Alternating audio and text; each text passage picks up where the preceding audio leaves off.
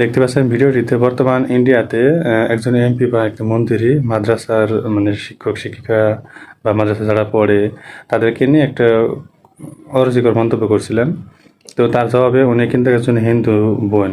তো ওনার রিয়াকশনটা বা ওনার বক্তব্যটা শুনুন। অগ্নিমিত্রা দেবী, আপনি বলছেন যে মাদ্রাসায় নাকি অপরাধী তৈরি হয়। মা কাকিমা কাকু জেঠু আপনাদের সবাইকে বলছি, দয়া করে আমার কথাটা একটু শুনবেন। অগ্নিমিত্রা দেবী বলছে মাদ্রাসায় অপরাধী তৈরি হয়। আচ্ছা অগ্নিমিত্রা দেবী, আপনি তো ভুলে গেছেন এখনো পর্যন্ত আমাদের হিন্দু সমাজে যতগুলো মন্দির ভাঙচুর করা হয়েছে, এই যে মা কালীর মুন্ডুচ্ছেদ করে নেওয়া, ভগবান হনুমানজির মুন্ডুচ্ছেদ করে নেওয়া, মা সরস্বতীর মূর্তি ভাঙা, মা মনসা মায়ের মূর্তি ভাঙা, এগুলো কারা করছে ম্যাডাম? আপনি ভুলে গেছেন? এই অপরাধমূলক কাজগুলো যারা করেছে তারা কিন্তু আমাদের হিন্দু সমাজের শিক্ষিত যুবকরা করেছে। আজ পর্যন্ত দেখলাম না কোনো মুসলমান করেছে।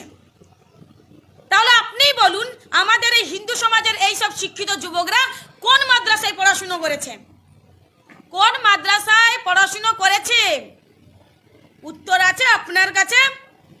উত্তর নেই।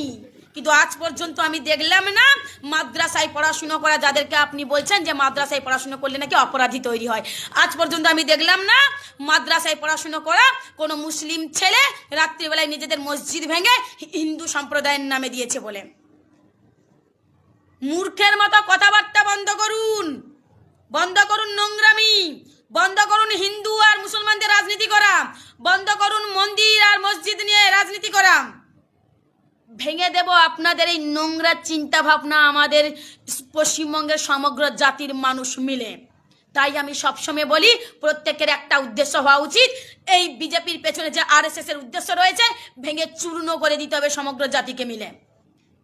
আমি সেই জন্য বলছি যে এই 26-এ বিজেপিকে শূন্য করতে না পারলে আপনি কিন্তু ভালো থাকবেন না আগামী দিনে।